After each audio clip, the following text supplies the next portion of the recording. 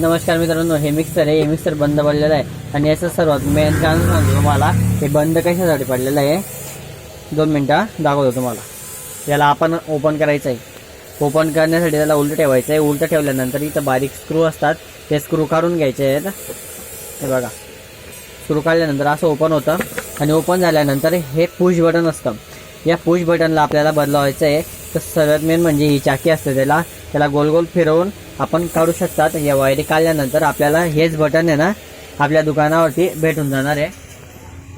हे बघा, हे सनराईजचं बटन आहे. याला म्हणतात पुश बटन, लोड स्विच म्हणतो त्याला आपण शॉर्टकटमध्ये.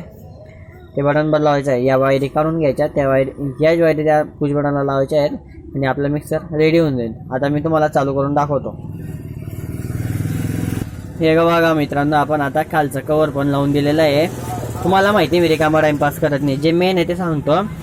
आणि पुश बटन जे आहे, पुश बटनच्या ज्या वायरी आहेत त्या इकडचे तिकडे आणि तिकडचे इकडे पण 2च वायरी असतात, त्या चालतं. हे बघा, आता चालू करू आपण त्याला. अशा पद्धतीने काही वेळेस पुश बटन खराब झाल्याने आपण बघू शकतात. सो पुश बटन बदलल्याने हे मिक्सर चालू होऊन जातं. चालेल, धन्यवाद.